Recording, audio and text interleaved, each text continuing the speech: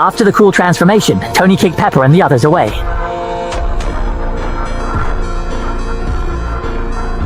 Seeing this situation, Tony grabs the opponent's whip, quickly wrapped it around himself, and walked step by step towards Ivan, then threw a heavy punch and knocked him to the ground. Tony took the opportunity to remove his reactor, but Ivan, who was arrested, suddenly started laughing because Tony discovered that Ivan's reactor was exactly like the one he made.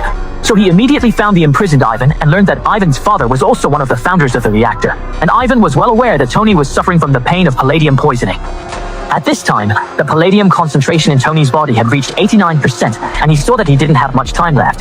Tony also began to become more depraved, not only wearing the Mark III armor to attend parties, but even publicly demonstrating how to use the bathroom in the armor. And his subsequent actions became even more excessive.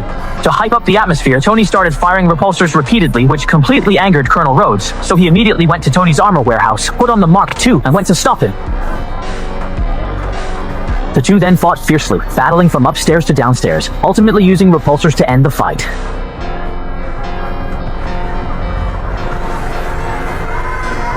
Seeing Tony collapsed on the ground, Rhodes didn't bother with him but quickly flew away in the Mark II.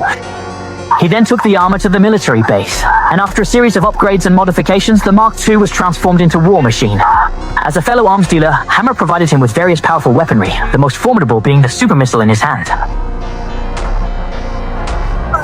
Call it for the ex-wife.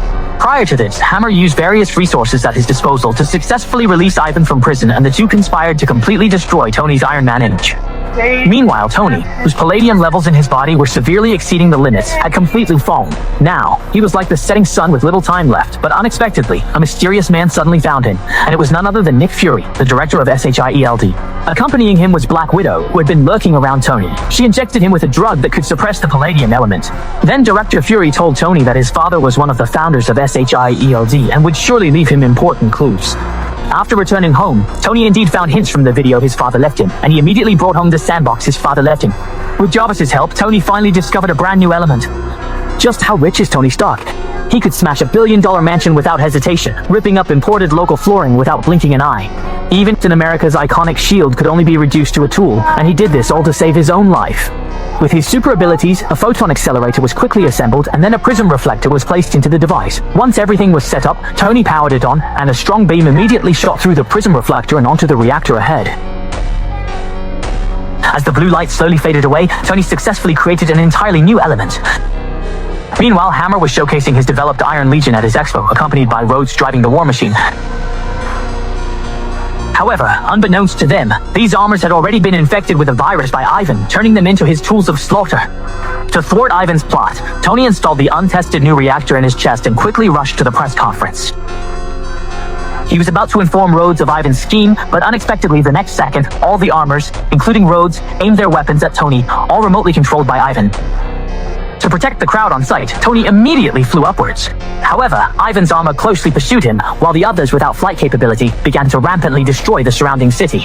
At this critical moment, a boy wearing an Iron Man helmet stood in their way. Nice work, kids.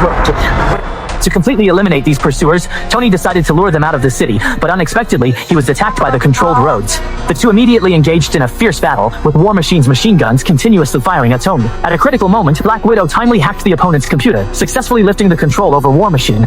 This allowed Rhodes to regain control. But just as they were discussing countermeasures, Ivan controlled the drones to surround them again. A great battle quickly broke out, and the two, with their rich combat experience and real-time understanding of the battle situation, quickly gained the upper hand.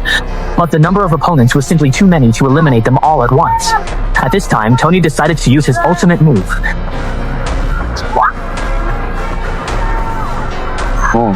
I think you should lead with that next move. Yeah, sorry, boss. I can only use one. That's one arm. After clearing out all the minor enemies, a giant armor suddenly descended from the sky, and it was Ivan, the mastermind behind all this.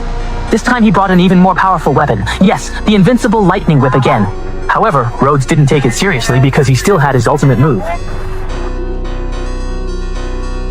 This foolish act immediately made Ivan laugh, and then he quickly launched a deadly 5-whip attack towards the tube.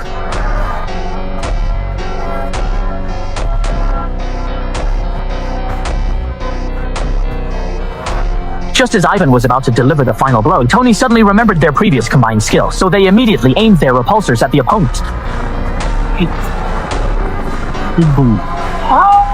After a strong explosion, Ivan finally completely lost his ability to move.